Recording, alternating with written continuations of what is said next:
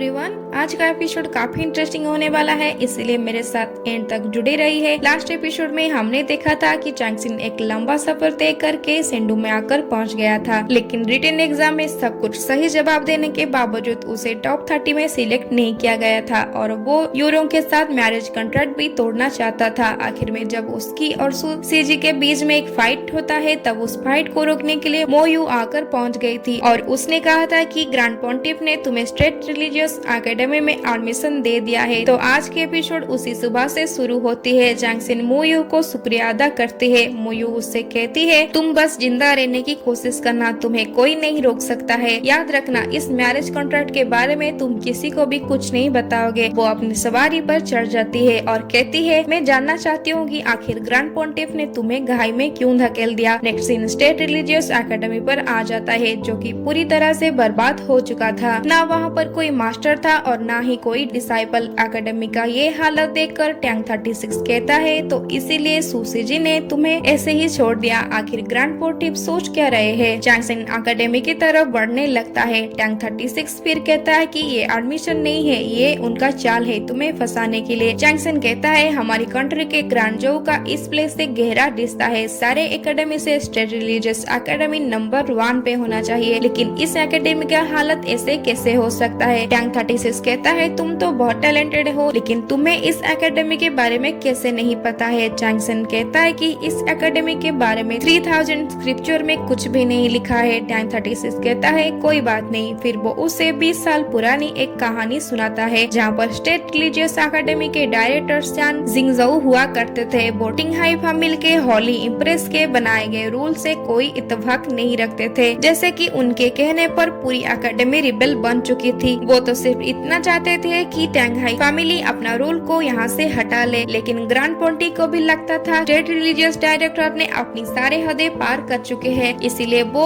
अपने पावर को state religious academy के ऊपर बरसाते हैं और इसी के वजह से स्टेट रिलीजियस एकेडमी के सब कुछ तबाह हो जाता है। और ये तो आज भी नजर आता है, क्योंकि पवेलियन की 2 टुकड़े हो गए थे। जैंगसिन कहता है कि इसकी कहानी इतना छोटा सा नहीं हो सकता है, इसके पीछे जरूर कोई वजह होगी। टैंग 36 कहता है, क्या इतने सब के बावजूद तुम इस एकेडमी में रहना चाहोगे। जैंगसिन वहाँ की खूबसूरती को देखकर कहता है कि ऐसा लगता है ये जगह मेरी है और ये हमारी सीजिंग के ओल्ड टेम्पल जैसा ही है, और वैसे भी ये जगह नेचर से भरा हुआ है। मास्टर ने कहा था, सिर्फ इम्पीरियल कोर्ट एग्जाम में हिस्सा लेने से मैं अपनी किस्मत को बदल सकता हूँ, इसीलिए चाहे मुझे स्टेट रिलीजियस एकेडमी ज्वाइन क्यों न करना पड़े। टैंग 36 कहता है, लेकिन तुम्हारे पास तो कोई कल्टीवेशन नहीं है। जैंगसिन कहता है, इसका ये मतलब नहीं है कि मैं कल्टीवेशन कर नहीं सकती हूँ। टैंग 36 कहता है, इम्पीरियल कोर्ट एग्जाम की सारे कैंडिडेट्स एक कॉन्टिनेंट की जीनियस मानी जाती है और तुम तो पैदा होते ही एक नेचुरल कल्टीवेटर हो। क्या तुम रियलमी को ब्रेक कर पाओगे। और वो उसके मेरिडियन को चेक करता है और हैरान होकर कहता है कि मैंने इसे पहले कभी नहीं देखा है, तुम्हारे मेरिडियन तो चूर चूर हो चुके हैं। इम्पीरियल कोर्ट एग्जाम तो बस 3 महीने ही बाकी रह गए हैं, तुम्हारे कल्टीवेशन स्टार्ट करने के लिए ये तो बहुत देर हो गई है। जैंगसिन कहती है, मेरी मास्टर कहते हैं कि मैं सबसे अलग हूँ, और वो ये भी कहते हैं कि नॉलेज अपने वक्त पर ही काम आएगा और जो लोग देर से आते हैं वही लोग ही अपनी गोल को पहले ही हासिल कर लेते हैं। अभी भी 3 महीने बाकी है, मुझे फर्स्ट प्लेस आना ही पड़ेगा। नेक्स्ट सीन शिफ्ट हो जाता है स्टेट रिलीजियस एकेडमी के बुक पवेलियन पे, जिसका भी बुरा हालत हुआ था। टैंग 36 कहता है, मुझे यकीन नहीं आता कि ये जर्जर प्लेस है, ये तो बुक पवेलियन है। जैंगसिन कहता है, तो फिर मेरा कल्टीवेशन लाइब्रेरी से ही शुरू होगा। वहाँ पर लॉक देखकर टैंग 36 कहता है, ये तो सेंट्रल डायरेक्टर के द्वारा लॉक किया गया है, ये आसानी से नहीं खोलने वाला, हमें चाबी की जरूरत पड़ेगी। देन जैंगसिन सेंट्रल डायरेक्टर यानी क्लेरिक सिन के पास चाबी लेने के लिए पहुंच जाता है। क्लेरिक सिन उससे पूछता है कि तुम कौन से एकेडमी के हो। जैंगसिन कहता है, स्टेट रिलीजियस एकेडमी के हूँ। ये सुनकर क्लेरिक सिन गुस्सा करने लगता है और वो सिपाही को ऑर्डर देता है कि उसे बंदी बना लो। जैंगसिन कहता है, मुझे ग्रैंड पोंटिफ ने ही इस एकेडमी के बारे में बताया है, और वो अध्यादेश को दिखाती है। ग्रैंड पोंटिफ का नाम सुनकर सब हैरान हो जाते हैं और क्लेरिक सिन के इशारे पर सब सिपाही उसके खिदमत करने लगते हैं, लेकिन जैंगसिन आगे बढ़कर लेटर को दे देता है। क्लेरिक सिन कहता है, तुम्हें ग्रैंड पोंटिफ ने चुना है, इसीलिए मैं तुम पे यकीन करता हूँ। जैसे ही वो लेटर को देख लेता है, वो शॉक हो जाता है। वो जैंगसिन को लेटर देते हुए कहता है, जब तुमने रूम में एंटर किया तभी मैं समझ गई थी कि तुम एक टैलेंटेड पर्सन हो, तुम मुझ पे जो चाहो हुक्म चला सकते हो। चैंगसन कहता है मैं सिर्फ यहाँ पर बुक पवेलियन की चाबी लेने के लिए आया हूँ। क्लैरिक सिन कहता है कि ऐसा कैसे हो सकता है।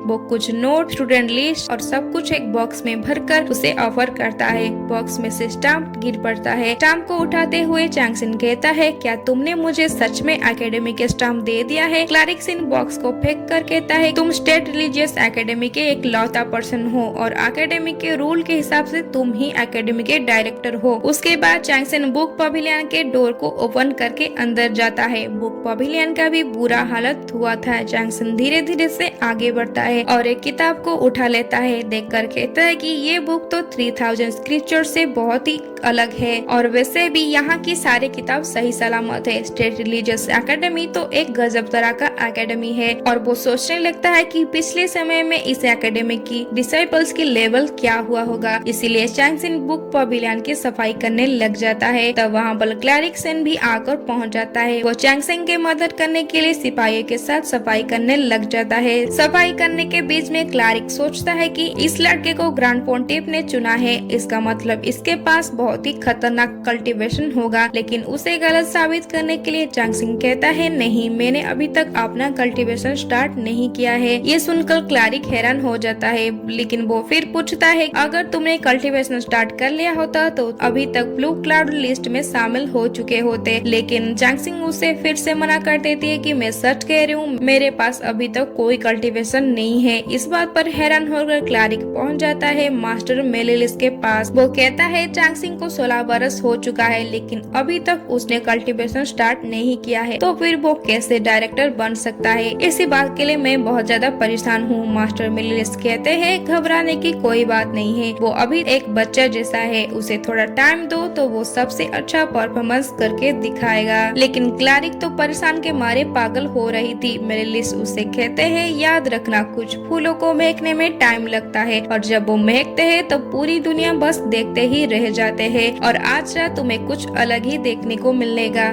यहाँ पर बुक पवेलियन को चैंगसन एकदम चकाचक कर दिया था। फिर वो मार्वे क्लेंसिंग थ्योरी बुक को लेकर चला जाता है और आज उसका कल्टीवेशन का पहला दिन है और वो एक पेड़ के नीचे बैठकर पहले चाय पी लेता है और वो अपनी कल्टीवेशन स्टार्टिंग कर लेता है। वो सोचता है कि कल्टीवेशन रियल में लो से हाई लेवल तक अरेंज होते हैं और सबसे पहले अपनी अंदर की स्पिरिचुअल पावर को जगाना होगा और शुरू करना होगा स्टार गैदरिंग को, जिसके लिए डिविन कॉन्शियस में एंटर करना पड़ेगा और उसी स्टार को ढूंढना होगा जो खुद से बिलोंग्स करता हो। तभी वो अपनी कल्टीवेशन की असली पावर को पहचान लेगा। बचपन से जो कुछ उसने सीखा हुआ था उसी सब का परीक्षण आज है। वो अपनी डिविन कॉन्शियस को बाहर निकाल लेता है और वो पहली बार ऐसा करके आसमान में चला जाता है और जाकर पहले उसे अपनी डेस्टिनी स्टार को गैदर करने लगता है। ये वाला सीन एकदम ब्यूटीफुल सा होता है। चैंगसन कहता है ये तो बुक से भी ज्यादा ब्यूटीफुल है और वो अपनी डेस्टिनी स्टार को ढूंढ लेता है और ये बात उसे फील हो जाती है। आसमान में जो कुछ हो रहा था वो